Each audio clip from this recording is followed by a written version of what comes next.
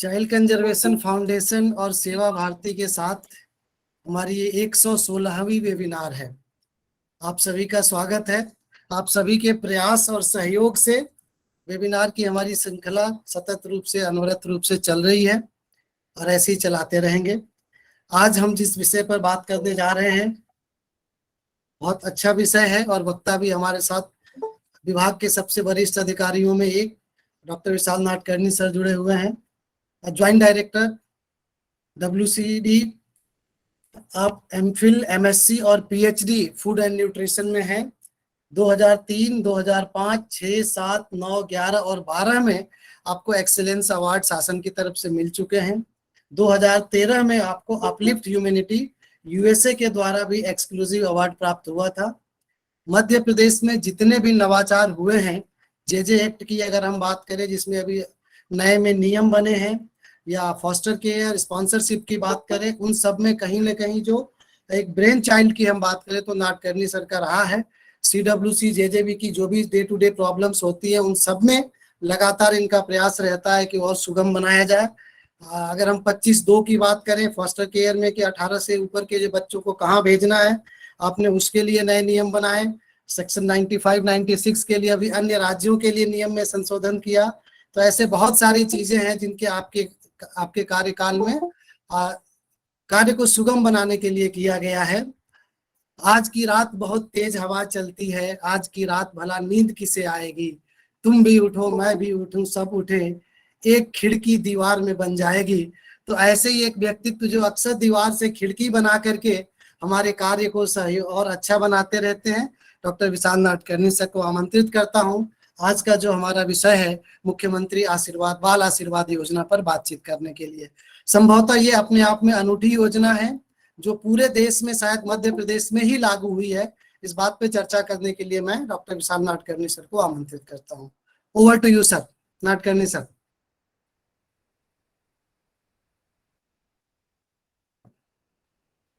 विशाल sir आप सुन पा रहे हैं?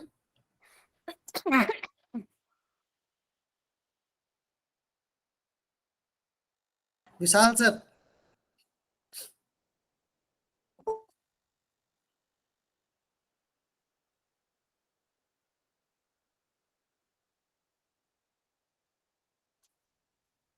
कुछ टेक्निकल इशू है, बात करता हूँ। आज कुछ नेट में इशू आ रहा था, पता नहीं कुछ शायद लाइन में कुछ खराबी है, तो अभी हॉटस्पॉट से लिंक है जी, थोड़ा सा अवरोध रहा होगा जी। अब आवाज क्लियर आ रही मेरी? जी सर क्लियर है जी, थैंक यू। सबसे पहले तो मैं CCF के अध्यक्ष श्री राघवेंद्र शर्मा जी का और सेक्रेटरी श्री चौबे साहब का हृदय से आभार व्यक्त करता हूं कि मुझे एक छोटा सा प्लेटफॉर्म दिया है। और ये प्लेटफॉर्म अपने आप में इसलिए भी बहुत ज्यादा महत्वपूर्ण है कि यहाँ पर बच्चों के संरक्षण और बच्चों के प्रोटेक्शन में कंजर्वेशन फाउंडेशन को इसलिए मैं ज्यादा अहमियत इस बात के दे रहा हूँ कि लगभग तमाम लोग प्रोटेक्शन की बात करते हैं और कंजर्वेशन की बात करते हैं। तो ये अपने आप में एक बहुत बड़ी बात है कि बच्चों का संरक्षण, सुरक्षा के साथ में संरक्षण जो है वो एक बहुत लगातार धारावाहिक में काफी दिनों से देख रहा हूँ। लंबे शायद 116वां वेबिनार है और लगातार वेबिनार है, ये सबसे बड़ी बात है। तो इसकी सफलता का कारण भी इसलिए रहता है कि यहाँ पर बहुत ही डिवोटेड लोग इस संस्था में जुड़े हुए हैं। सेवा भारती भी है और डॉक्टर राघवेंद्र शर्मा जी का एक लंबा अनुभव रहा है बाल आयोग में, और उन्होंने जो ऐतिहासिक काम किए हैं उनका पूरा जो जिस्ट है, पूरा जो निचोड़ है वो, और चौबे जी ने जो काम किया उन दोनों का निचोड़ इस संस्था के माध्यम से हमें देखने को मिल रहा है। और मैं न केवल साधुवाद देता हूँ वरन आपको धन्यवाद भी करता हूँ कि आपने मुझे एक छोटी सी बात रखने का मौका दिया है। जी प्रेजेंटेशन स्टार्ट कर जी। तो प्रेजेंटेशन आप थोड़ा लगा रहे हैं क्या? हाँ मैं लगाता हूँ जी सर। जी, तो प्रेजेंटेशन इसलिए आपको ये इसी के बैकग्राउंड में मैं आपसे बात कर लेता हूँ कि जैसा कि आपको पता है कि मध्य प्रदेश शासन के द्वारा लगातार बच्चों के संरक्षण के लिए विभिन्न प्रयास किए जाते हैं, और खासकर कोविड की महामारी के बाद जब एक ऐसी परिस्थितियों में हम लोग सामने आए जबकि हमें बच्चों को संरक्षित करने, बच्चों को प्रोटेक्ट करने में बहुत बड़ी चुनौतियों का सामना करना पड़ा। ऐसे अनेक परिवार थे जो कि जिन्होंने अपने माता पिता को खो दिया है या सिंगल पेरेंट्स हो गए हैं। ऐसे बच्चे जिनमें से माता या पिता में से किसी एक की मृत्यु हो गई है। तो मैं एक छोटी सी इसी के साथ में ब्रीफ बताना चाहूंगा कि हम सब ने बाल स्वराज पोर्टल में बच्चों की एंट्री करी थी। ये एक एनसीपीसीआर ने एक काम किया था कि बाल स्वराज पोर्टल पूरे देश में एंट्रीज करने के लिए निर्देशित किया, माननीय सर्वोच्च न्यायालय ने निर्देशित किया। और मध्य प्रदेश के मैं थोड़ा सा एक बैकग्राउंड में बताना चाहूंगा कि लगभग 2282 ऐसे बच्चे मिले, 2282 ऐसे बच्चे हैं जो कि ऑर्फन है, जिनके माता और पिता दोनों किसी कारणवश नहीं रह पाए। जबकि सिंगल पेरेंट की हम बात करें तो लगभग 11,143 ऐसे बच्चे हैं जो सिंगल पेरेंट हैं, जहां पर कि या तो कमाने वाले या माता इन दोनों का निधन हो गया। तो जो हमारे मध्य प्रदेश की टीम है, मैं टीम की इसलिए बात करता हूँ कि जितने भी लाइन डिपार्टमेंट्स हैं उनके लोग और ये सब लोग एक टीम के रूप में काम करते हैं। हमारे सीडब्ल्यूसी के मेंबर्स यहाँ पर काफी सारे हैं, वो लोग इस पे काम करते हैं। तो हम इन सबकी जिम्मेदारी होती है कि हम किस प्रकार से इसके लिए काम करें। मैंने जैसा पहले बताया कि मध्य प्रदेश शासन ने बहुत शिद्दत के साथ में बच्चों के प्रोटेक्शन को लेकर, माननीय मुख्यमंत्री जी चूंकि हमारे विभाग के मंत्री हैं, तो उनके द्वारा भी काफी इंटरेस्ट लेकर बच्चों के लिए योजनाएं बनाई गई। उसमें हाल ही में आपने पढ़ा होगा कि बच्चों के लिए एक योजना बनाई गई, मुख्यमंत्री बाल आशीर्वाद योजना। ये इसको पूरी स्क्रीन में लेना चाहेंगे या इसी में करेंगे चौबे जी? में कर लेंगे सर, पूरी स्क्रीन नहीं हो पा रहा। अच्छा ठीक है, कोई बात नहीं, तो नेक्स्ट कर दीजिएगा। मैं थोड़ा जल्दी से इसको ब्रीफ कर दूंगा मैं, क्योंकि आप सभी लोग बाल कल्याण समिति के लोग हैं और या जुवेनाइल जस्टिस बोर्ड के लोग हैं या समाज सेवी लोग हैं जो कि बच्चों से कहीं ना कहीं उनका नाता बना रहता है। आज आप सबकी उपस्थिति ये शो करती है कि आप बच्चों के प्रोटेक्शन और बच्चे के वेलफेयर के लिए कितने ज्यादा संजीदा हैं कि आप संडे को आप सब लोग एक पूरे उत्साह के साथ में यहाँ पर हम बैठे हैं। अब योजना की आवश्यकता क्यों महसूस हुई, ये छोटे से कुछ प्रोविजन आप सभी को बताने की आवश्यकता नहीं है। जो जेजे एक्ट 2015 का सेक्शन 214 है, उसमें लिखा है कि ऐसे बच्चे जो जिनके पेरेंट्स नहीं हैं और जो या किसी कारण से किसी संरक्षक के उसमें रहते हैं, तो ऐसे या ऐसे अबेंडन बच्चे, उनके लिए हमें इस पे काम करना है। जेजे रूल 25(1) बताता है कि स्टेट गवर्नमेंट, ये स्कीम को दो पार्ट इसलिए बता रहा हूँ कि जेजे रूल 25(1) बताता है कि हमें ऐसे बच्चे जो कि चाइल्ड केयर इंस्टीट्यूशन से बाहर हो गए, 18 साल के बाद हो गए, उनके लिए राज्य सरकार कोई प्रोग्राम बनाएगी, उनकी राज्य सरकार कोई योजना बनाएगी। और तीसरी जो इस बार हमने मध्य प्रदेश ऐसे उन राज्यों में शामिल है जिन्होंने चाइल्ड प्रोटेक्शन पॉलिसी सबसे पहले लागू की है और सबसे पहले नोटिफाइड किया है। मेरे ख्याल से भारत के 2 या 3 राज्य शुरुआत में थे जब उन्होंने नोटिफाइड किया, उसमें मध्य प्रदेश शामिल था। उनकी मध्य प्रदेश की अपनी एक पॉलिसी है, उस पॉलिसी में सभी विभागों को क्या क्या जिम्मेदारियां हैं, एक गाइडलाइन उनको दी गई है। उसमें भी ये लिखा हुआ है जो ये कि बच्चों को आप किस प्रकार से आप उनको प्रोटेक्ट करेंगे और किस प्रकार से उनको आप नर्चर करेंगे, किस प्रकार से उनको एक स्वस्थ समाज में आगे बढ़ने का अवसर देंगे। नेक्स्ट।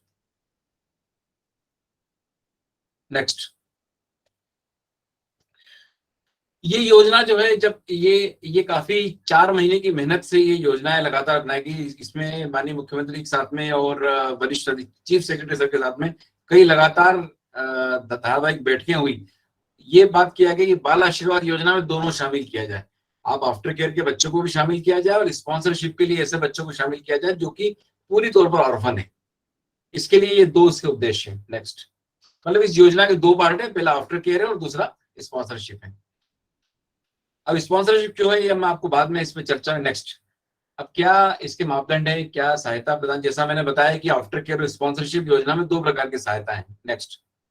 ये एक अपने आप में बड़ी अभिनव योजना है जिसमें कि हमने आफ्टर केयर के साथ में ऑर्फन बच्चों की हेल्प के लिए है और ये सभी केसेस आपको भी इसमें जिम्मेदारी दी है बाल कल्याण समितियों को कि उनकी क्या जिम्मेदारी है।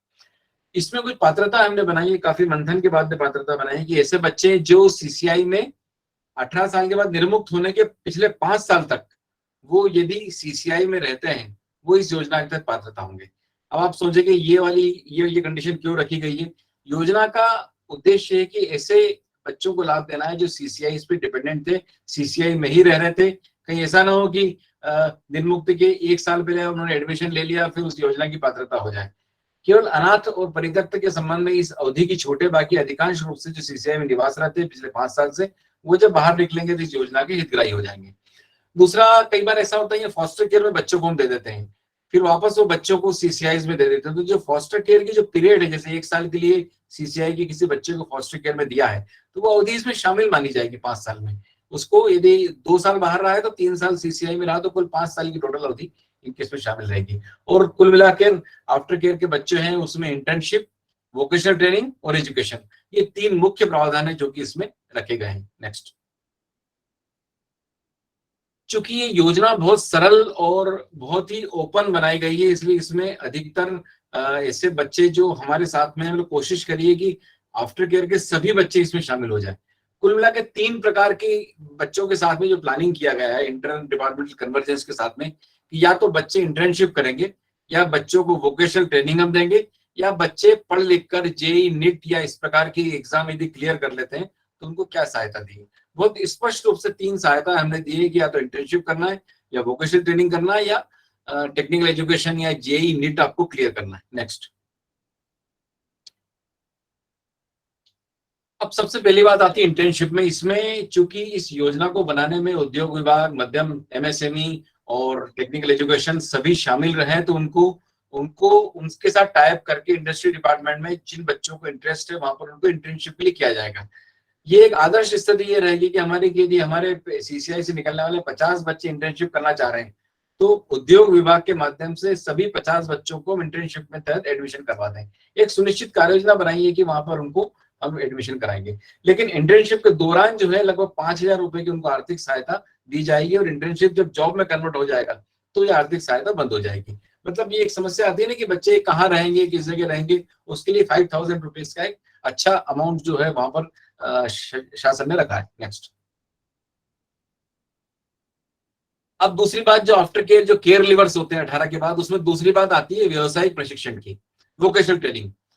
कई बार ऐसे बच्चे होते हैं जो कि वोकेशनल ट्रेनिंग में चले जाते हैं, पैरामेडिकल पाठ्यक्रम है, नर्सिंग पाठ्यक्रम है, आईटीआई है, पॉलिटेक्निक डिप्लोमा है, होटल मैनेजमेंट है, टूरिज्म है, प्रधानमंत्री मुख्यमंत्री कौशल विकास के तहत दिए जाने वाले कई सारे वोकेशनल ट्रेनिंग्स हैं। ये ट्रेनिंग्स निःशुल्क हम प्रदान करेंगे। यदि नर्सिंग कॉलेज में एडमिशन करने में यदि 35,000 रुपए लगते हैं, तो 35,000 रुपए की सहायता जो है वो मध्य प्रदेश शासन द्वारा निःशुल्क उनको फीस दी जाएगी। दूसरी बात आती है कि क्या बच्चे ट्रेनिंग के दौरान उनको खाने पीने या उनको उनकी मोबिलिटी के लिए क्या रहेगा, उसकी 5,000 रुपए प्रति माह की आर्थिक सहायता इस योजना में रहा है। मतलब वोकेशनल ट्रेनिंग ले रहे हैं, नर्सिंग में यदि बच्ची चली जाती है, उस बच्ची को फीस फ्री हो जाएगी, और 5,000 रुपीज उसको लगभग 2 साल के लिए उसको ये वाली राशि उपलब्ध कराई जाएगी। नेक्स्ट।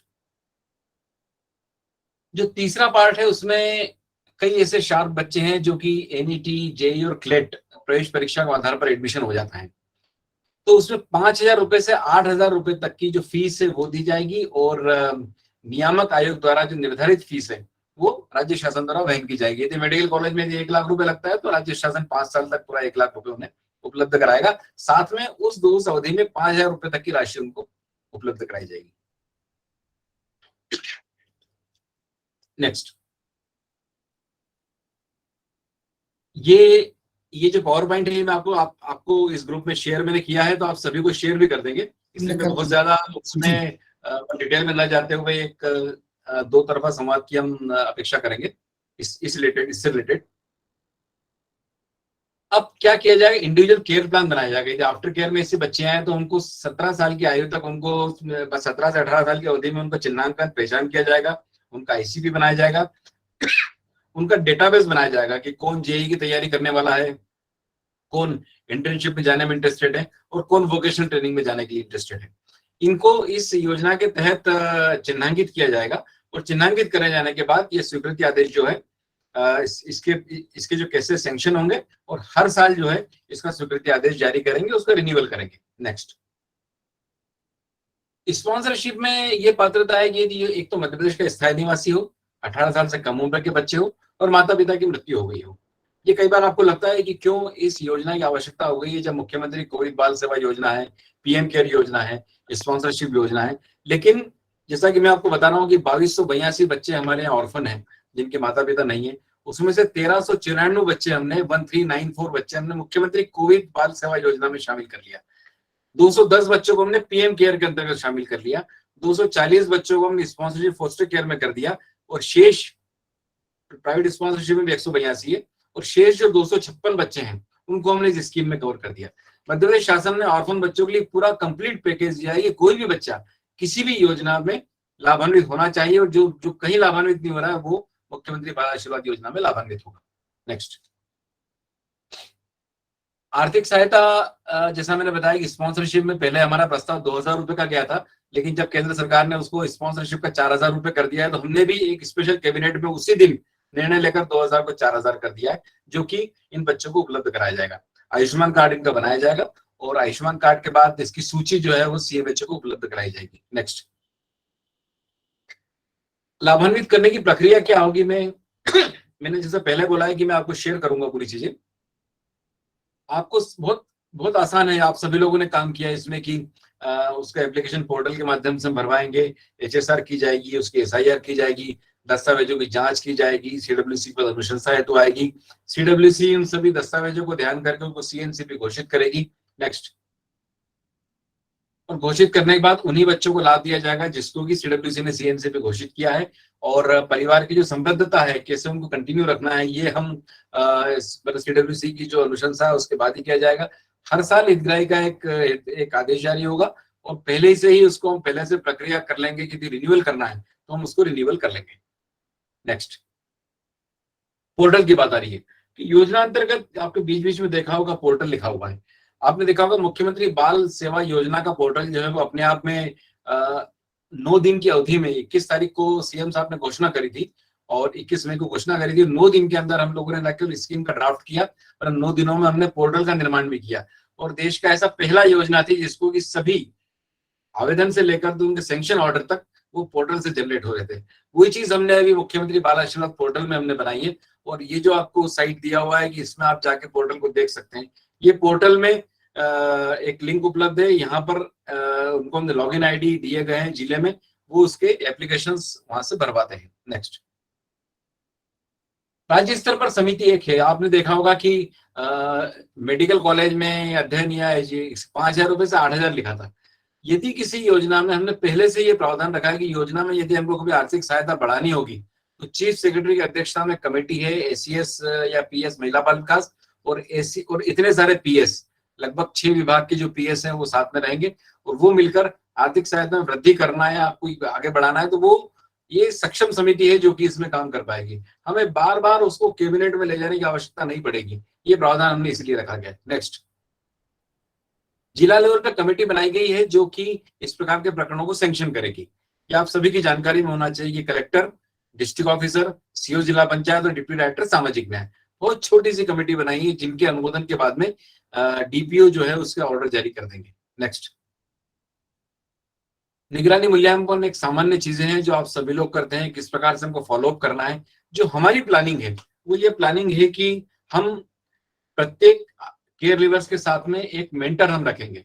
एक मेंटर के अंडर में 5 या 6 केयर लीवर्स हो सकते हैं, जो कि उनका 6 लोगों का उनको आगे बढ़ाने के लिए वो पूरी तौर पर जिम्मेदार होगा। तो हम मेंटर से बात करेंगे, मेंटर 6, 7, 8 लोगों से बात करेंगे। मेंटर कोई भी हो सकता है, आप में से भी हो सकते हैं कि हम ठीक है 4 बच्चों के जॉब तक की जिम्मेदारी हम लोग लेते हैं और मॉनिटरिंग करना है आपको, तो मेंटर्स हम बनाने वाले हैं। तो मेंटर्स में आप लोग रहेंगे तो धीरे धीरे 5-5, 6-6 बच्चों को यदि हम आगे लेके चलेंगे तो उन बच्चों को जब तक वो अपनी मुख्य धारा में ना आ जाए तब तक हमें उनको साथ लेकर चलना है, उसके लिए हमने ये प्रावधान इसमें रखा गया है। नेक्स्ट, अब मैंने पोर्टल की बात करी थी, तो पोर्टल में इसलिए बता रहा हूँ कि आप इसे जाकर देख लेंगे, लेकिन चूंकि लॉगिन आईडी आप लोग पास नहीं होगा इसलिए आप अंदर तो नहीं जा पाएंगे, लेकिन इसलिए थोड़े से मैंने कुछ स्क्रीनशॉट शेयर किए हैं।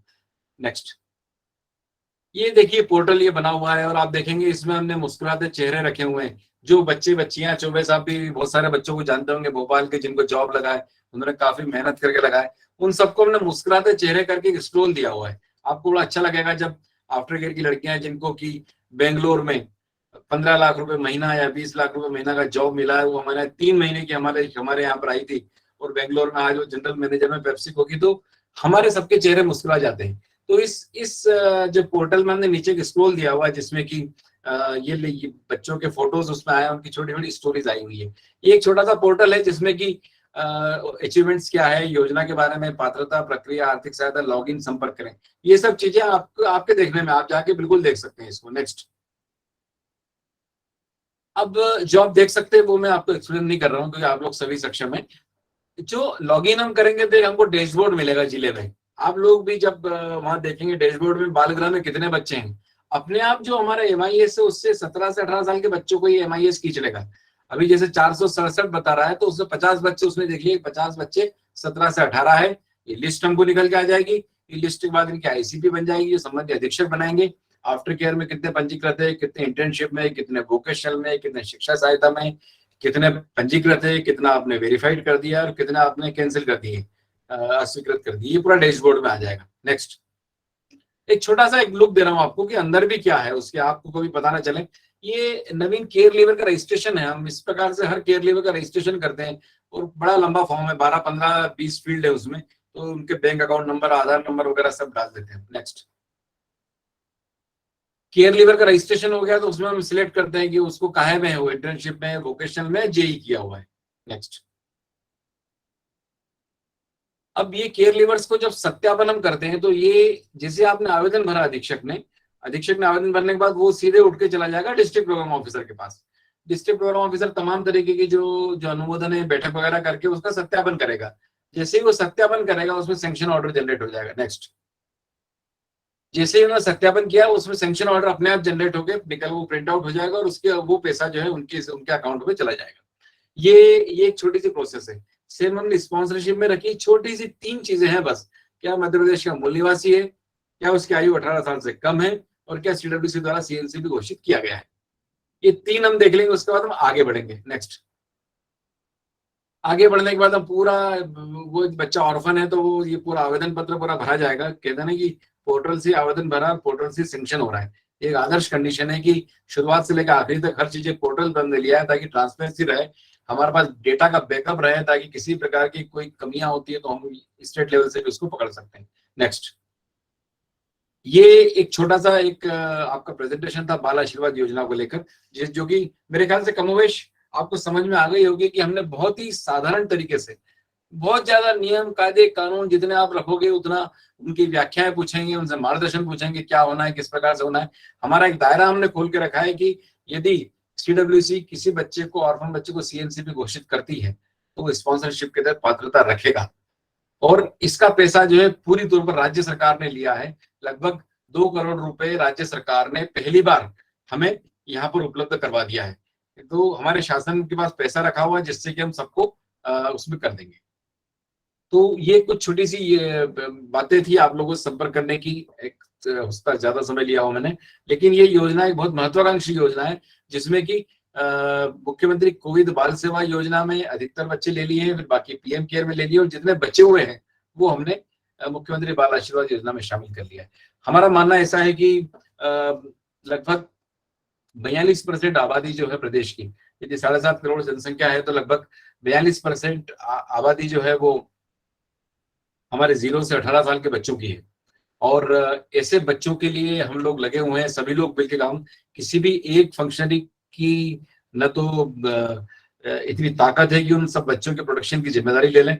सभी लोग मिलकर छोटा छोटा योगदान यदि हम सब लोग करते हैं तो हम बच्चे को एक सही ट्रैक पर हम पहुंचा सकते हैं, ऐसा मेरा मानना है। ये प्रसन्नता की बात है कि मध्य प्रदेश ने पिछले 3 सालों में जुवेनाइल्स द्वारा किए गए काम, जुवेनाइल्स द्वारा किए गए जो क्राइम है उसमें कमी आई है। ये बताता है कि हम एक अच्छे समाज की तरफ जा रहे हैं और हमारी मॉनिटरिंग और बच्चों को जो संस्कार देने की प्रवृत्ति है वो हमारी फंक्शन ही कर रही है। यदि हम 3 साल के सीडब्ल्यूसी इसका कामों का आकलन करें, 2016 में लगभग 7,370 बच्चों ने क्राइम किया था एनसीआर के आंकड़ों में, लेकिन 2017 में घट के 6,400 हो गया, और 2018 में लगभग 5,232 ऐसे बच्चे हैं जिन्होंने की क्राइम किया है।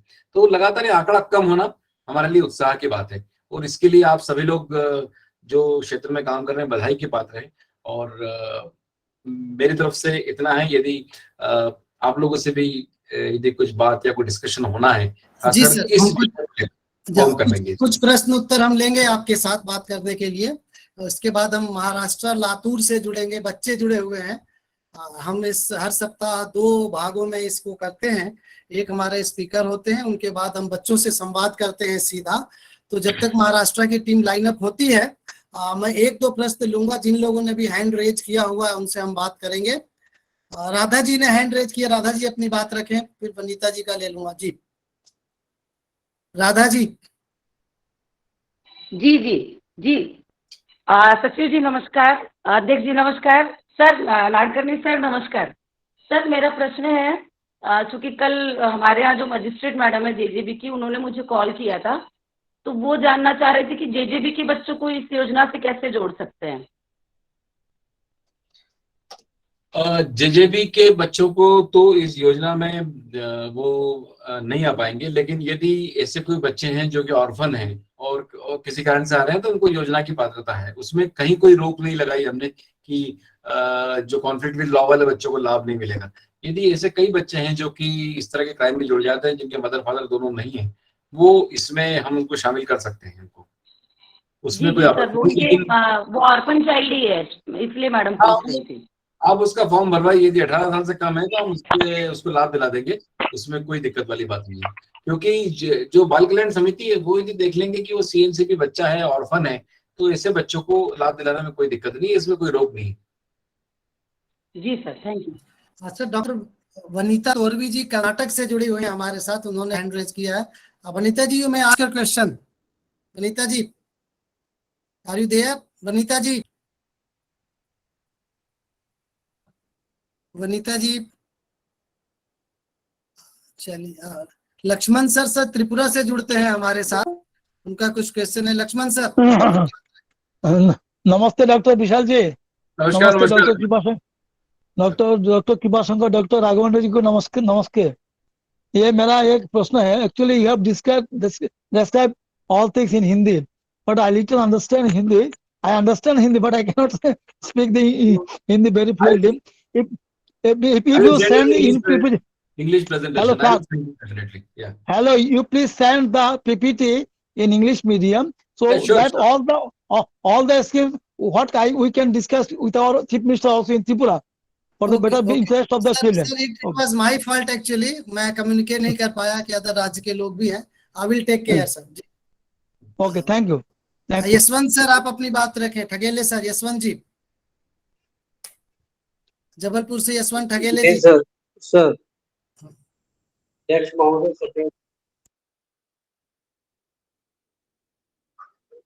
सर को नमस्कार। सर अभी करीब आपकी आवाज नहीं आ रही है क्लियर। आ रही है आवाज? हाँ, अभी ठीक है।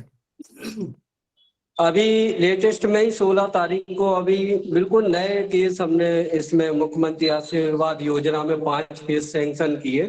तो कल 3 बच्चे और मिले हमको, जिसको हमने पर्सनल उनसे मिले और उनके घर पे भी गए। बहुत अच्छी योजना है श्रीमान ये, और काफी मेरे पास कॉल भी आए हैं। इसमें कुछ समस्या आ रही है सर, जैसे किसी की माँ शांत हो गई या पिता शांत हो गया, और उनकी दूसरी जगह, जैसे पिता की दूसरी जगह शादी हो गई, लेकिन शादी होने पर बच्चे को वो कुछ नहीं दे रहे हैं, है ना, लेकिन वो बच्चा नानी या नानी के पास रहता है। तो ऐसे केसेस में क्या हो सकता है? क्या उनको भी इसका लाभ मिल सकता है क्या? देखिए, ये बात मंथन बहुत समय से हो पा रही थी। हमने मध्य प्रदेश में चाइल्ड प्रोटेक्शन सिस्टम में जो गवर्नमेंट ऑफ इंडिया की स्कीम्स हैं और मध्य प्रदेश की योजना है, और उसके बाद जो गैप रह जाता है उसके लिए बाल आशीर्वाद योजना लागू करी है। ये एक कंप्लीट जो अप्रोच की बात हम करते हैं गवर्नमेंट की। आप उसको गवर्नमेंट की रेगुलर स्पॉन्सरशिप में इस बार सीलिंग समाप्त कर दी है। पहले हम केवल 42 बच्चे लाभ दिला पाते थे, अब हमको 42 बच्चे वाली सीलिंग खत्म हो गई। जितने केसेस हम भेजेंगे उतना गवर्नमेंट ऑफ इंडिया हमको सैंक्शन कर देगी। तो ये बच्चा आसानी से आपके गवर्नमेंट की स्पॉन्सरशिप में आ जाएगा। आप उसको गवर्नमेंट दोनों में 4000 रुपए, इसमें भी 4000 रुपए और गवर्नमेंट की स्पॉन्सरशिप में 4000 है। ऐसे कोई बच्चे जिसको आप सीएनसी भी घोषित करते हैं, उसको आप गवर्नमेंट स्पॉन्सरशिप के तहत आप अनुशंसा करिए। मतलब बहुत चीजें क्लियर हो जाना चाहिए आपके पास कि केवल ऑर्फन बच्चे जो किसी योजना में लाभ नहीं आ रहे हैं उनको बाल आशीर्वाद में कर दें, और ऐसे बच्चे जो कि ऑर्फन नहीं है और कहीं लाभ उनको नहीं मिल रहा है उनको गवर्नमेंट स्पॉन्सरशिप में हम उनको डालने चाहिए। आप लिखिए, अनुशंसा करिए। ये सीडब्ल्यूसी के प्रत्येक सदस्य से मेरी अपेक्षा है कि जब भी आप लिखते हैं तो आप लिखिए कि ये योजना जो है गवर्नमेंट स्पॉन्सरशिप में जाएगी और ये योजना बाल आशीर्वाद योजना में जाएगी। सर 2 प्रश्न और लेंगे। वनीता जी, आप अपना प्रश्न रखें, फिर हम बच्चों से बात करेंगे। जी वनीता जी। Yes, sir. Good evening, sir. Dr. Vishal, sir. Namaste. Yeah, good evening. Yeah, sir. It is wonderful hearing you, sir, because from Madhya Pradesh se itna kaam ho raha hai really regarding children. It was really, we need to put in something in Karnataka also, sir. आपके clippings बोल कन्नड़ा हिंदी में थे. We need I to will share extend in our, English also. I will share in yeah English sir, also. yeah sir, please sir. अगर कुछ ऐसा है तो we can even share this and something we need to improve even in Karnataka also. अच्छा लगा आपकी जो schemes है, everything calculated and it could reach to children ऐसा लग रहा था sir, and even the orphanage children also. And COVID की वजह से I think we have many children we have rescued even in Karnataka and nearby states also. Andhra Pradesh and Tamil Nadu and बहुत बच्चे मिल गए हैं सर कोविड की वजह से. And we have kept it even adoption is also going here in Karnataka. How about in Madhya Pradesh sir? How the adoption process कैसा है वहाँ पे? अडॉप्शन प्रोसेस अच्छा है, लेकिन अभी थोड़े समय से आपने देखा होगा कारा से कुछ प्रॉब्लम आ रही थी पहले कुछ कंसेंट करने के लिए, अब थोड़ा स्मूथ होने लग गया है. और Okay, sir. जो गाइडलाइन जो आ रही है उसको अभी थोड़ा एक बार और थोड़ा सा ओरिएंटेशन उसका हो जाएगा सभी का. तो मुझे लगता है कि उसको सिंपलिफाई करने के लिए हमने जितने भी सेशंस सभी स्टेट से मांगे, तो एक बार Yeah, sir. नया गाइडलाइन आ जाएगा तो हम उसके बाद एक सेशन जरूर चौबे जी अपन रख लेंगे. 2 या 3 दिन में जरूर होने वाली है. यस सर, मेंटर के बारे में आप बोल रहे थे, इट्स रियली गुड कॉन्सेप्ट है सर, क्योंकि जो भी recently I had a talk now in government channel about the adoption process. तो मेंटर के बारे में it was also good idea actually. जिनको बच्चे हैं even they can also adopt children and mentor कर सकते. They can monitor children till the age of 18 and later on they can join them in some skill training courses and make them individual and self empowered भी बना सकते हैं बच्चों के लिए after 18 या नियर बाय 18 आल्सो. तो mentor के कॉन्सेप्ट अच्छा लगा सर. मेंटर का एक्चुअली स्टार्ट द प्रोसेस ऐसा लगता है. मैं एक्चुअली मेरा बेटा गोवा में ही बिट्स पिलानी में है, वहां पर मैंने मेंटर का कॉन्सेप्ट देखा है. लेकिन आज तक हुई नहीं. एक बच्चा जो सीनियर बच्चा है वो 4-5 बच्चों को पूरा ट्रेन करता है आगे तक ले जाके, फिर आगे जाके मेंटर में शिफ्ट हो जाते हैं. वही कॉन्सेप्ट हम इसमें लेके आए थे कि 5-6 आफ्टर केयर के केयर लीवर्स के साथ हम एक मेंटर रखेंगे. कई बार फोन नंबर चेंज हो जाते हैं, हम अपडेट नहीं करते, लेकिन मेंटर के साथ हमेशा जुड़े रहें. वो जुड़े रहते हैं. This concept is really good sir. We can start up even in hostels also and care centers भी हम बना सकते हैं. And we can even involve many community level people also. We can involve in this mentorship. What I felt like. Yeah. Thank you so much. Sir 2 प्रश्न Thank you, और sir. आए हैं मेरे पास रिटर्न में, उनको लेता हूं, फिर हम लातूर के बच्चों से बात करेंगे. एक है कि जिस बच्चे को पहले ही योजना का लाभ दिया जा रहा है, क्या उसको भी मिलेगा इसका लाभ? मेरे ख्याल से 2 योजना का लाभ नहीं मिलेगा.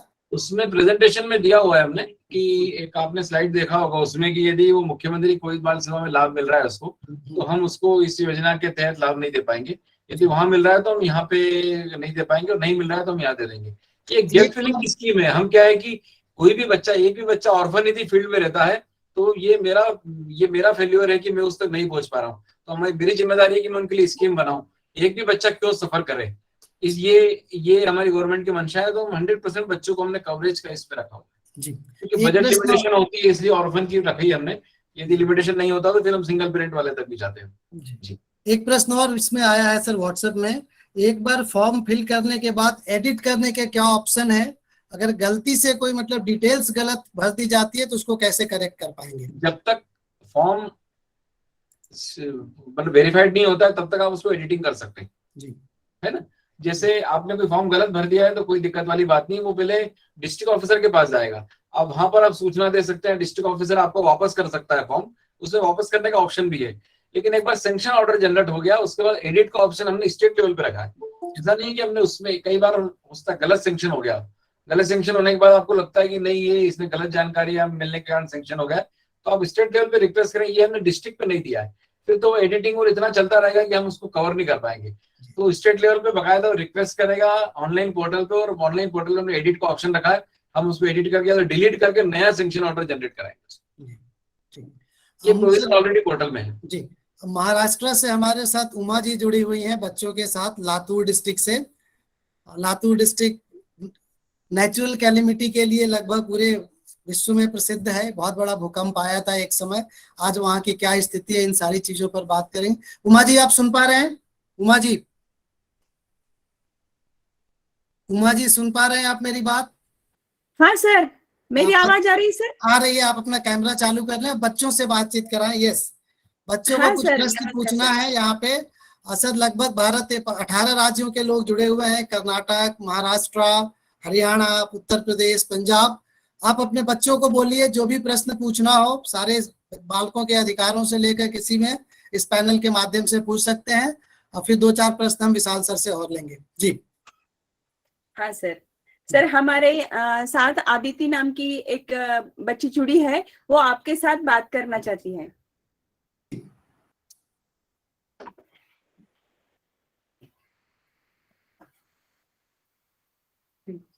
Network issue. जी सर नमस्कार। नमस्ते सर बेटा, नमस्ते।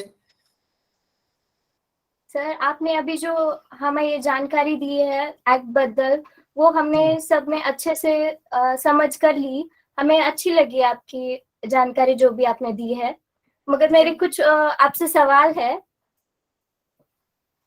या बताइए जी। कि सर गवर्नमेंट स्कूल में जो आजकल ज्यादातर फैसिलिटीज नहीं होती है, उन्हें प्रॉब्लम्स आती है कि पढ़ाई में वगैरह, या फिर स्वच्छता, और हमारे घर के आसपास भी बहुत सारा कचरा वगैरह रहता है, इसलिए हमें उनसे प्रॉब्लम वगैरह होती है। तो उसके लिए हम क्या कर सकते हैं? देखिए बेटा, बहुत अच्छा आपका प्रश्न है और मुझे खुशी इस बात की हो रही है कि छोटे बच्चे, आपकी उम्र के बच्चे भी आज इस समस्या के बारे में बात कर रहे हैं।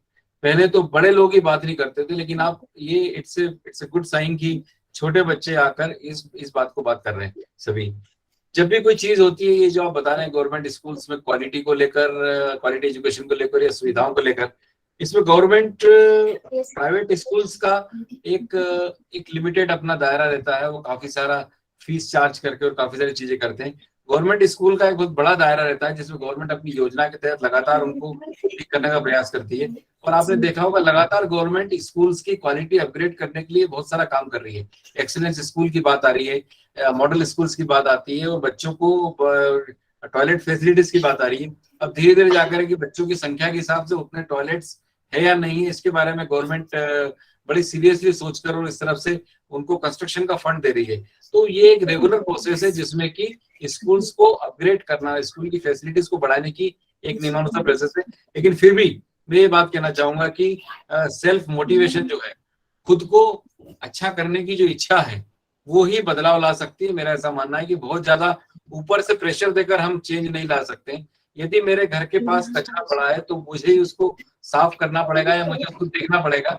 सबसे पहले खुद की सफाई, फिर घर की सफाई, फिर हमारे परिवेश की सफाई, ये 3 लेयर पे हमको काम करना पड़ेगा। तो हम इसको अच्छा कर सकते हैं। हम ये उम्मीद नहीं कर सकते कि सामने कचरा रखा है, गवर्नमेंट की कोई गाड़ी आके उसको ले जाए। हमें सब मिलजुल के, आज देश स्वच्छता अभियान में इतना बड़े लेवल पर चला गया है। खासकर आप इंदौर देखेंगे, इंदौर देश का सबसे स्वच्छ शहर पिछले 6 साल से है। आपको गली गली में एक छोटा सा यदि पॉकेट भी गिर जाता है, छोटा सा कोई पन्नी भी गिर जाती है, तो मोटरसाइकिल वाला रुक के उसको उठा के डस्टबिन में डालेगा। तो एक एक गलियां साफ है वहां पर इंदौर में, इसलिए लगातार 6 साल से वो फर्स्ट है। तो ये सब बिहेवियर चेंज यदि होता है, अपना व्यवहार हमको बदलने की आदत धीरे धीरे डालना पड़ेगी। इसमें हमारी भी जिम्मेदारी है और जो आपको सिखाने वाले लोग हैं, जो मैडम बेटी है, उनकी जिम्मेदारी है।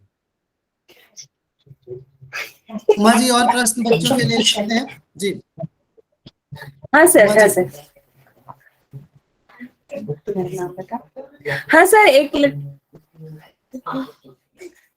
Sir, am I audible? या यस यू आर ऑडिबल।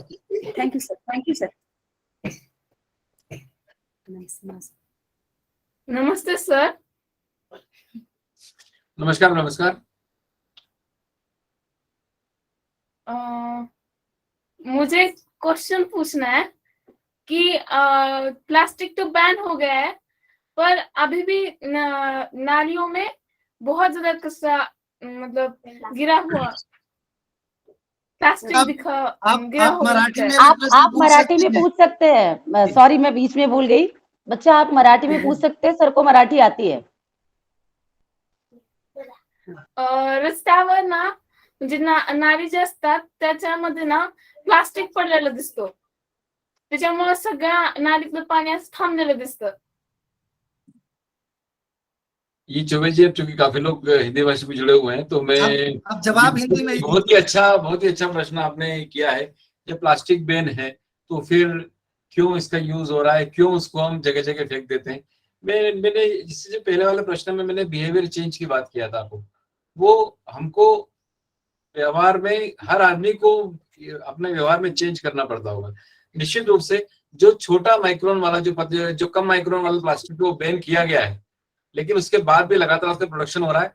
मुझे ऐसा लगता है कि गवर्नमेंट को जो प्रोडक्शन जहां पर होता है, जहां पर कि इस तरह का पतला वाला प्लास्टिक जो हार्मफुल होता है, उसको उसके प्रोडक्शन पे बैन लगाने के बारे में गंभीरता से सोचना चाहिए, ऐसा मुझे लगता है। यदि प्रोडक्शन नहीं होगा तो वो मार्केट में यदि अवेलेबल नहीं हुआ तो उसको जिस क्वालिटी का माइक्रोन का पॉलिथीन होना चाहिए वही अवेलेबल होगा, तो मुझे लगता है कि इन चीजों से मुक्ति पा सकते हैं। किंतु फिर भी जो सफाई अभियान है, जो बहुत सारा देखा मैंने फॉरेन कंट्रीज में, इस तरह के प्लास्टिक्स को लेकर रोड बना देते हैं। बहुत सारे कंट्रीज में मैंने सुना कि प्लास्टिक्स को बेंड करके उसको ऐसा रोड बना देते हैं कि 100 साल तक उसमें कुछ नहीं होता। तो इस तरह से कैसे हम उसको रिसाइकिल करके सही जगह यूज कर सकते हैं, इसके बारे में भी सोचना चाहिए। लेकिन अलग अलग जगह नालियों में फेंकना, ये फेंकना, ये सीधे सीधे व्यवहार से जुड़ी बात है। और हम और आप शुरुआत अपने बदलाव से कर सकते हैं। यदि हमने नहीं करा है तो मान के चलिए कि बदलाव की शुरुआत उसमें हो गया है, चेंज स्टार्ट हो गया है। उमा जी, एक जैसे मैंने स्टार्टिंग में ही बोला था, बहुत बड़ी नेचुरल कैलेमिटी से आप लोग गुजरे हैं। अभी तक क्या उसका इम्पैक्ट है या कैसे गुजरे हैं? जी, आपकी आवाज नहीं आ रही उमा जी।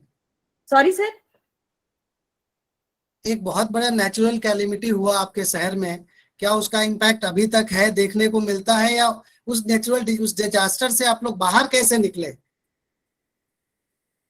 बच्चों को कुछ आइडिया है इस बारे में? बच्चों को मालूम नहीं सर, भूकंप म्हणतात उमा 1993चा भूकंपाबद्दल बोलतायत सर, तिथे सविस्तर सांगावं लागेल थोडं। सर मुलांना भूकंपाबद्दल माहिती नहीं है सर।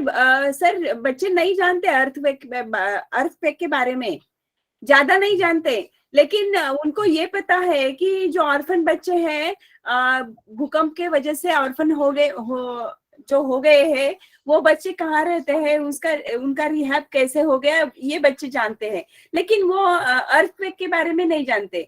और जब भी मैंने बच्चों के साथ बात की, उनके कुछ सवाल है, तो उनके स्वच्छता के बारे में ज्यादा सवाल थे।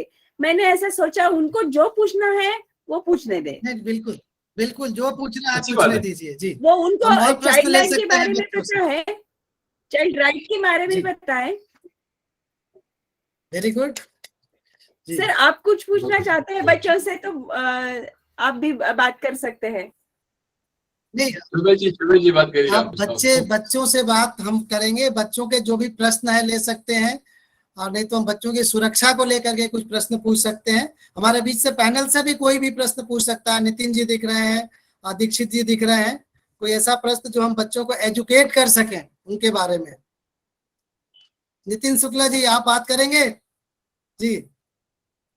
बच्चों से कुछ प्रश्न पूछना चाहेंगे आप?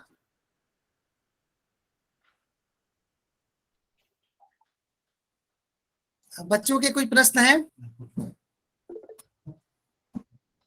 सर नमस्कार। जी नमस्ते सुनीता जी। जी सभी को मेरा नमस्कार। मैं रायसेन से सुनीता आर्या, CWC मेंबर हूँ। बच्चों से मैं एक छोटा सा प्रश्न करना चाह रही हूँ, साथ ही उनको एक इन्फॉर्मेशन भी देना चाहती हूँ। बच्चे मेरी बात सुन पा रहे हैं? रखिए, सुन रहे हैं।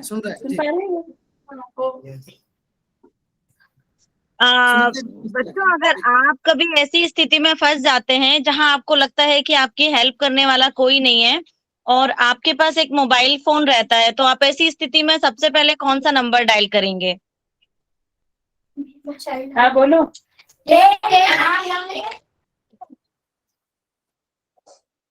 कौन सा नंबर?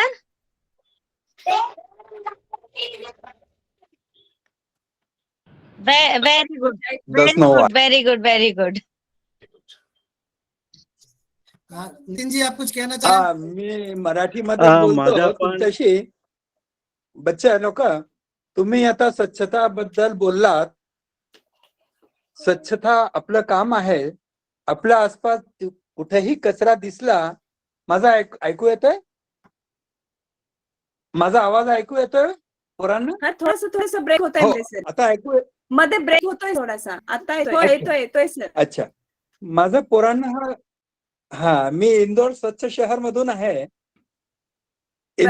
आपल्या आसपास पोरांना जिथे पण कचरा दिसेल स्वतः ते कचरा उचलून डस्टबिन मध्ये टाकायला पाहिजे, हे आम्ही सुरुवात केली तर आम्हाला पाहून पाहून दुसरे पण लहान पोरं हे काम करतील, याचा करता तुम्हाला शुभेच्छा.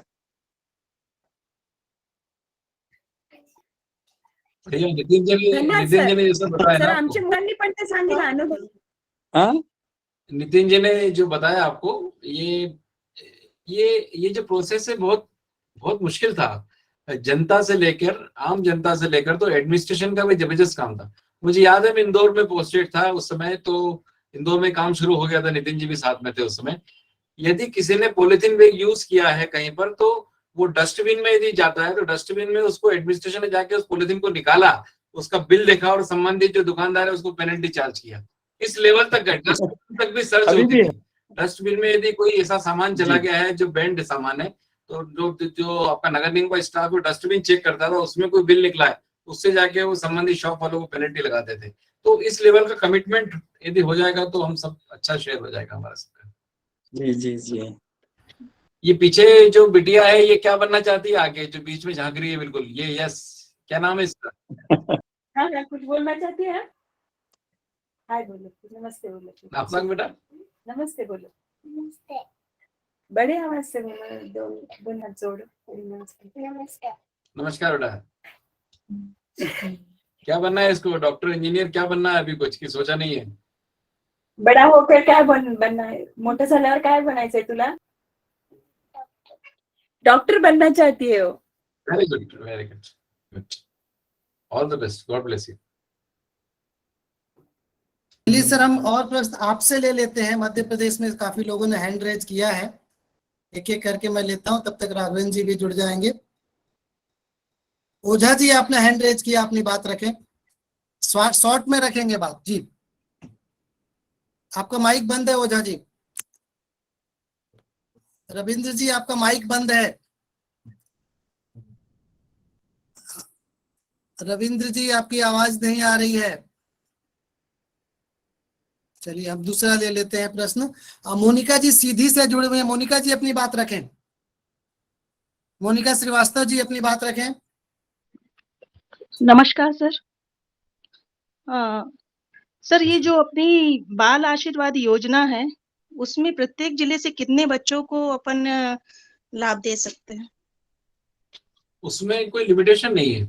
100% ऐसे बच्चे जो ऑर्फन हैं उन बच्चों को हमको लेना है, उसमें लेना है. जितने हमारे 100% CCI जो केयर लेवर्स है, 18 साल जिनको हो गया है और जो निकल रहे हैं, बाहर निकल रहे हैं, जिनको जॉब की जरूरत है, जिनको सपोर्ट की जरूरत है गवर्नमेंट को, वो सब बच्चों को लेना है. इसमें कोई संख्या में कोई लिमिटेशन नहीं है कि डिस्ट्रिक्ट में 10 करना है, 5 करना है. मतलब हम लोग फैमिली तक गए, हर फैमिली ऐसी कोई परिवार जो कि जिसको जरूरत है, जो ऑर्फन है, बच्चा ऑर्फन है, जिसको आवश्यकता है और CWC मानती है कि CNCP है, उन बच्चों को इस योजना में लाभ मिल जाएगा. उसमें कोई लिमिटेशन नहीं.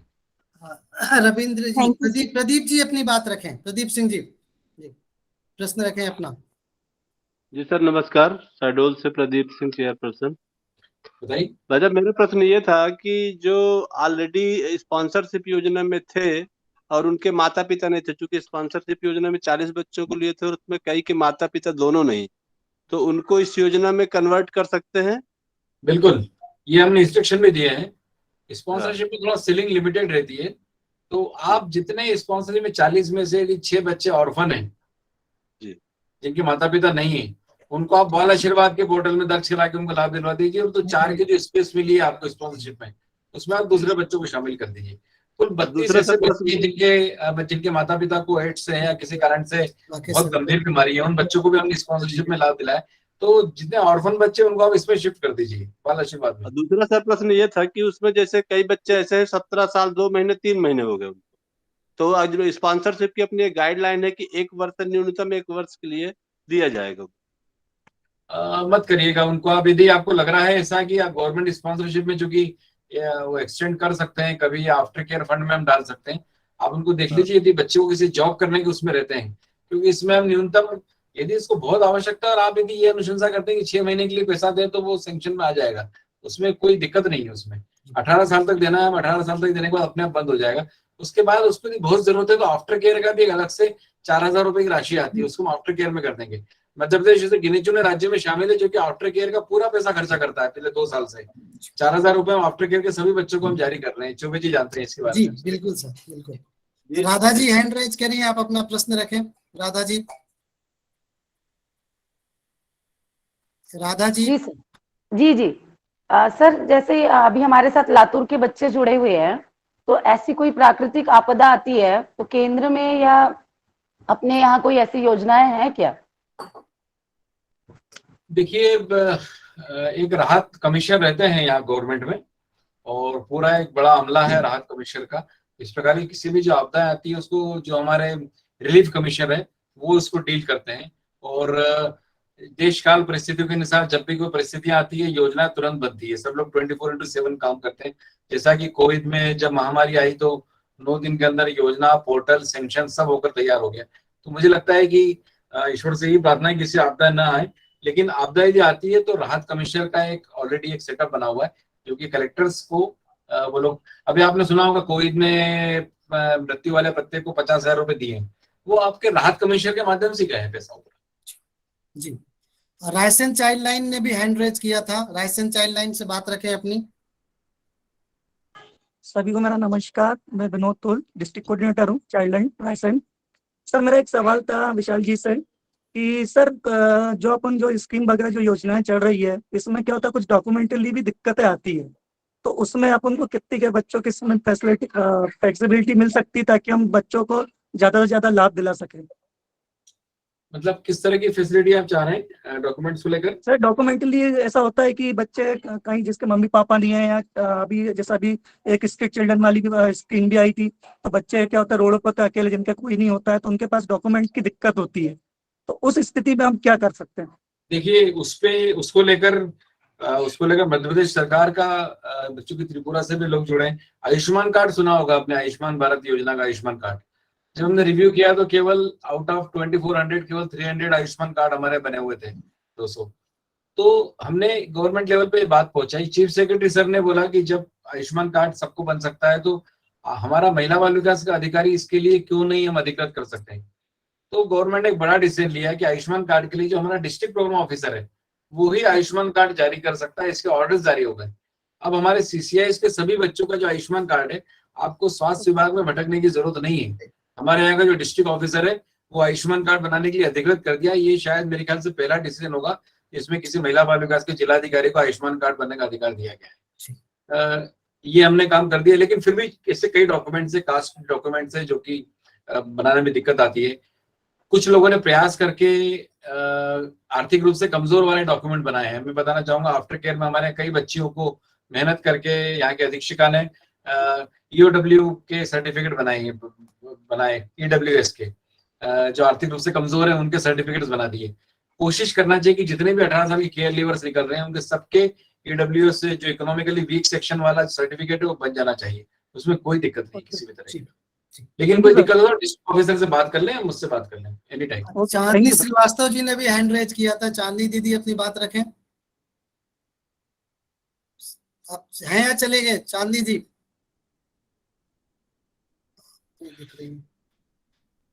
रविंद्र जी आप सुन पा रहे हैं? अपना माइक आपकी आवाज नहीं आ रही है। आपके लेवल पे कुछ प्रॉब्लम हो रही है, आवाज नहीं आ रही है आपकी। जी चांदनी जी आप अपनी बात रखें।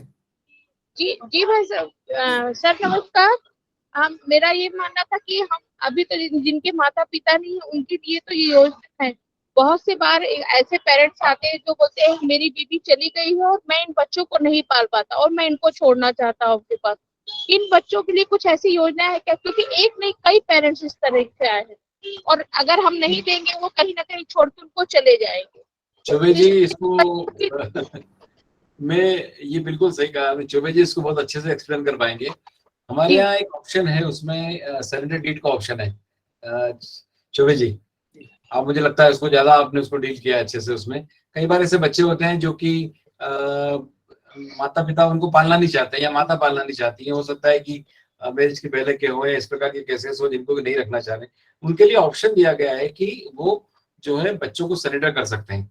काउंसलिंग का एक पीरियड रहता है, एक समझाने का प्रयास करते हैं, किंतु उसके बाद भी नहीं होता है तो बकायदा सरेंडर डीड के माध्यम से बच्चा सरेंडर होता है। नंबर 1 बात। नंबर 2 बात, स्टेट का एक मैं स्पेसिफिक इसमें करना चाहूंगा कि पालने हमने लगवा दिए थे स्टेट्स में, लगभग 265 हमने पालना दिया था। बच्चों को झाड़ियों में फेंक देते थे, लेट होने के कारण या किसी दिक्कत के कारण बच्चों की डेथ हो जाती थी।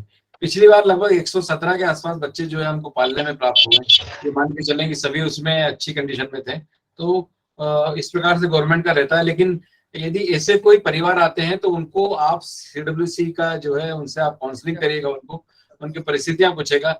यदि स्पॉन्सरशिप या प्राइवेट स्पॉन्सरशिप या किसी और सहयोग से उनको यदि लाभ मिल सकता है तो परिवार में रहें, किंतु नहीं हो तो आप उनको CCI इसमें रख सकते हैं, उसमें कोई दिक्कत नहीं।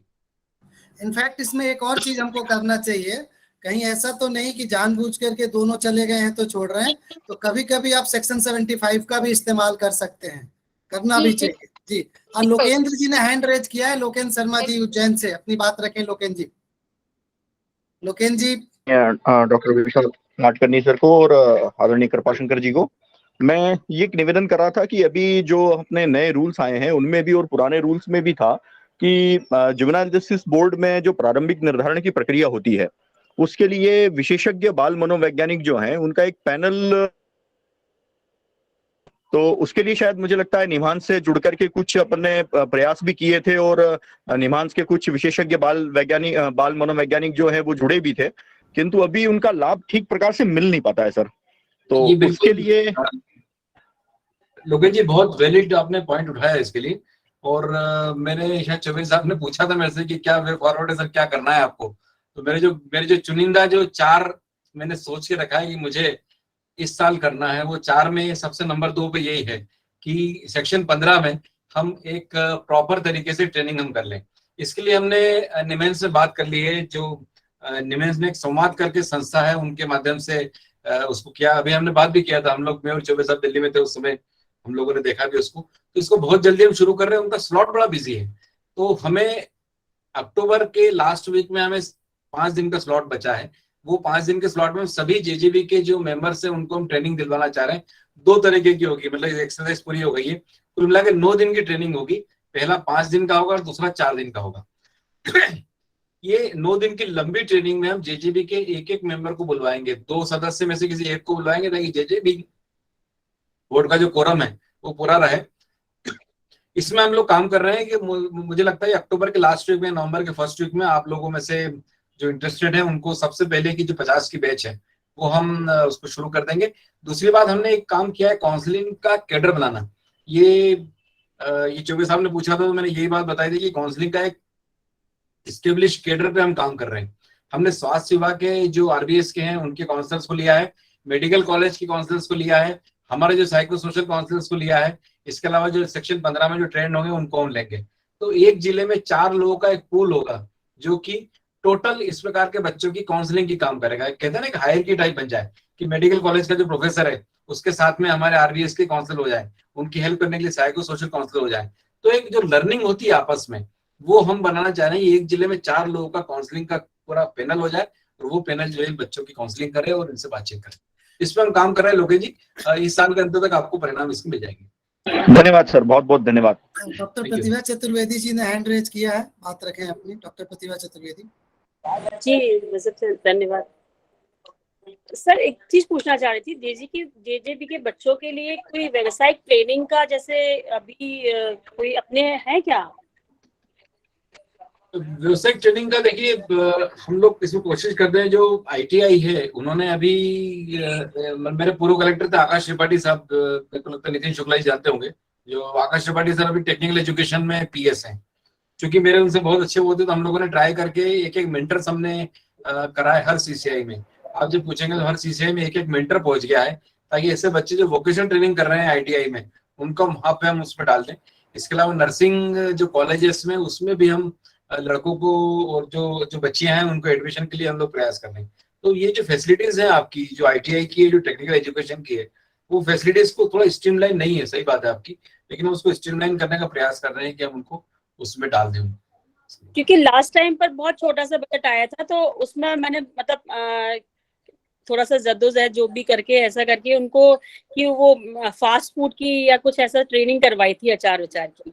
क्योंकि ये जो बच्चे जो छात्र आते हैं वो बहुत ज्यादा पढ़े लिखे और लर्नेड ऐसे नहीं होते हैं कि उनको अपन जिस तरीके से आपने बताया ना कि ट्रेनिंग अपना नर्सिंग की या कोई, उनको तो बहुत छोटी छोटी ट्रेनिंग्स ही अगर अपन करवा देंगे तो उनके, मुझे लगता है कि जो बाहर निकल के जाएंगे तो अपना खुद का रोजगार खुद कर सकते हैं। वो हम लोग CCI में शुरू किया है हमने, लेकिन यदि आपको लग रहा है कम्युनिटी के ऐसे बच्चों को भी आवश्यकता है, सेडमेप से हमारा टाई अप है और कई एनजीओ जो काम कर रहे हैं, जैसे इंदौर में CSA काम कर रहा है तो इंदौर ने CSA में इलेक्ट्रॉनिक बोर्ड बनाने का ट्रेनिंग दिया है, कई सारी ट्रेनिंग शुरू कर रहे हैं। सेडमेप के माध्यम से हम लोग उसको पूरा प्रयास करेंगे कि CCI में ट्रेनिंग शुरू हो जाए, ये हमारे मतलब प्लान में है, इसको जल्दी इसको एग्जीक्यूट करेंगे हम लोग। सेडमेप नहीं लास्ट है जी। Thank you sir. मैं भी थोड़ा सा लिबर्टी लेना चाहूंगा इस माध्यम पे 2 चीजों के लिए, हालांकि मेरी आपसे पर्सनल से भी इस पे चर्चा हुई थी। क्या एक हम जैसे अब मैं इसलिए लिबर्टी ले पा रहा हूँ क्योंकि हमारी आपसे टेक्निकल विषयों पे लगातार चर्चा होती रही है और ये आपका बड़प्पन है कि वो सारे विषय आप कवर करते रहे हैं। MTP के ऊपर क्या एक गाइडलाइन हम जारी कर सकते हैं? बहुत सारा कंफ्यूजन है, CMHO लिखता है CWC को, CWC लिखता है पॉक्सो कोड को, जबकि इसमें किसी का कोई रोल ही नहीं है। 12 सप्ताह और 20 सप्ताह बहुत क्लियरली डिफाइंड है, तो एक गाइडलाइन आपकी तरफ से चला जाएगा तो सर्कुलेट हो जाएगा तो आसानी हो सकती है। और दूसरा हम रख लेंगे इसको, ये गाइडलाइन क्या मेडिकल एजुकेशन से या हेल्थ डिपार्टमेंट से होगा या हमारे यहाँ से होगा मुझे लगता है, लेकिन इसमें हम अपना जो एक्सपर्टीज है वो दे देंगे उनको, आप भी शामिल हो सकते हैं उसमें, लेकिन ये शायद मेरे ख्याल से हेल्थ डिपार्टमेंट से जारी होगा MTP वाला, हमारे यहाँ से नहीं होगा, लेकिन हम अपना जो सेक्शंस के तहत जो चीजें हैं वो हम उनको अवेलेबल करा देंगे। एक लगभग हम 10 सालों से सर विषय लगातार उठाते रहे हैं, अध्यक्ष जी भी मुख्यमंत्री से लेकर के इवन उन्होंने माननीय मंत्री महोदय राष्ट्रीय सरकार को भी लिखा हुआ है। बच्चों के लिए आरक्षण की व्यवस्था, इस पर कुछ काम हो रहा है क्या सर? शुरुआत की है उसमें भी, जो महाराष्ट्र में हुआ है 1% आरक्षण का सर्कुलर वगैरह ले लिया हमने, फाइल हमारी लगभग हम रेडी उसको करने वाले हैं, मतलब लगभग तैयार हो गई है उसको। लेकिन थोड़ा सा ये एक बड़ा इशू इसलिए भी है कि हॉरिजॉन्टल रिजर्वेशन की बात है इसमें, कि हर वर्ग में उनके रिजर्वेशन हो, साथ में हो। तो इसके साथ में जो सबसे पहला इशू है वो उनकी कास्ट का उठता है। ये कास्ट सर्टिफिकेट के बारे में अभी भी बहुत ज्यादा क्लियर नहीं कि CCI के बच्चों को क्या कास्ट है। गवर्नमेंट ऑफ इंडिया लेवल पे इस पे काफी मंथन चल रहा है, वो जल्दी इसमें रिजॉल्व हो जाएगा, क्योंकि ये हॉरिजॉन्टल इश्यूज जो है, हॉरिजॉन्टल रिजर्वेशन मतलब यदि 50% आरक्षण है तो इनका 1% 51% नहीं होगा, 50% में ही हॉरिजॉन्टल में होगा। यदि 100 पद सामान्य के सैंक्शन होते हैं तो 100 में से 1 पद इनके लिए सैंक्शन होगा। SC के 50 पद या SC के 200 पद होते हैं तो SC के 200 में 2 पद इनके होंगे, दैट इज हॉरिजॉन्टल रिजर्वेशन। तो महाराष्ट्र ने भी ऐसे ही किया हुआ है, तो उसको लेके थोड़ा सा मतलब पेचीदा मामला है, बट इसमें हम लोग कर रहे हैं, प्रयास कर रहे हैं, कोशिश कर रहे हैं। लेकिन हमने साइड बाय साइड हमने प्राइवेट जॉब, जो कि 98% जॉब जो है सेक्टर जो है प्राइवेट का ओपन है, उस पर मेहनत यदि कर लेंगे तो भी हमें अच्छे परिणाम मिल जाएंगे। जी सर, बहुत बहुत धन्यवाद सर। लगभग हमने 1 घंटे आपसे चर्चा किया। कार्यक्रम को जैसे औपचारिकता है हमारी, मैं आदरणीय राकेश अग्रवाल जी से आग्रह करूंगा कि वो भाई साहब का आभार प्रकट करें। उसके बाद अगर संभव हुआ तो 1-2 प्रश्न हम ले सकते हैं सर, अगर आप बोलेंगे तो। राकेश जी, भाई साहब सुन रहे हैं आप? जी धन्यवाद। विगत 15 वर्षों से मैं बाल कल्याण के क्षेत्र में जुड़ा हुआ हूँ। बहुत से शासकीय अधिकारियों से भी मेरा संपर्क हुआ, लेकिन विशाल जी जैसे अधिकारी बहुत गिने चुने ही होते हैं जो अपने कर्तव्य के प्रति पूरी तरह समर्पित हों। मैं विशाल जी भाई साहब का बहुत बहुत बहुत आभार व्यक्त करता हूं चाइल्ड कंजर्वेशन फाउंडेशन की ओर से कि आपने आज के दिन एक बहुत व्यस्त समय में से समय निकाल कर हम सबकी समस्याओं का, हम सबके बहुत सारी गाइडलाइंस आपने क्लियर की हैं। निश्चित रूप से आज इस गाइडलाइन से बहुत से बच्चे लाभान्वित होंगे। मैं आपका हार्दिक रूप से अभिनंदन वंदन करता हूं। शुक्रिया, थैंक यू। धन्यवाद राकेश जी भाई साहब। सर बहुत बहुत धन्यवाद आपको। अगर 1-2 प्रश्न आप इजाजत दे तो मैं ले सकता हूँ। ममता जी ने हैंड रेज किया हुआ है, चली गई है शायद। हूँ सर, भाई साहब हूँ। जी अपनी बात रखें। सर प्रणाम। ममता नरेंद्र सिंह भाई साहब, रीवा चेयरपर्सन।